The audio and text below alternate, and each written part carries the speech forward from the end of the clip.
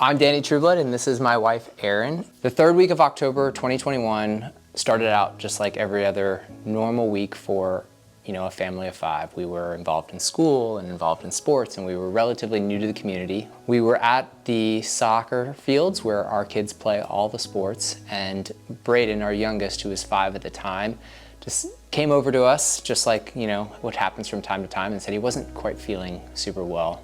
Just like all the other parents in the world, we thought that he was, just hungry for dinner, and so we brought him home. And kind of that night, his condition got a little bit worse, and he wasn't really feeling well. He kind of came into our bed, and again, just like all parents, we gave him some Motrin and set him back to bed.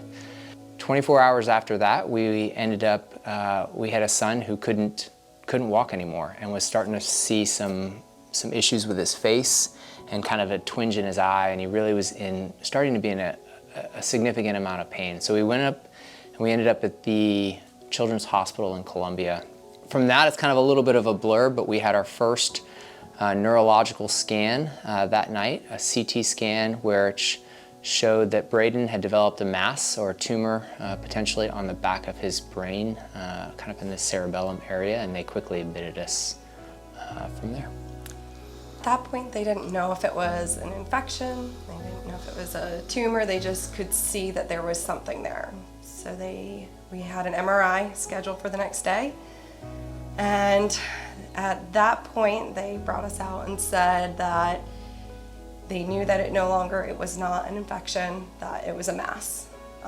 They did not know the severity of it, but that all signs were pointing to that it was a very aggressive brain tumor. And in the blur, all we could think of to ask was, what do we pray for at this point? We're Christian, what is happening? What do we pray for? And the response was a miracle. That's all you can pray for at this point, is a miracle. We reached out first to our life group here. We 100% did.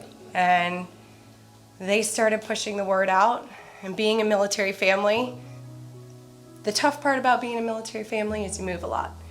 The wonderful part is that you have a support team all around the world. The church family was just great with what can we do to help you guys, and how do we support you through this? And really the only thing that we could ask for at the time was just prayer. Just, pray that God would intervene on behalf of our baby, and that that was what we were just really asking for at that time, was that Braden's story wouldn't end the way that we were told that it was going to end. The next day, he was scheduled for his first brain surgery, is where the biopsy was going to take place to confirm the diagnosis that it was in fact this aggressive tumor. Interestingly enough, the doctor came in at that moment, was very confused, because she said, "I've never seen anything like this. The tumor that we're going to biopsy today has changed shape. It's slightly shrinking." And when she finished the biopsy, she came out and she said, "I don't think it's the original tumor that we thought." She said, "I think it's lymphoma. I think it's a blood cancer that has no business being there in a 5-year-old, but that's what it looks like it is.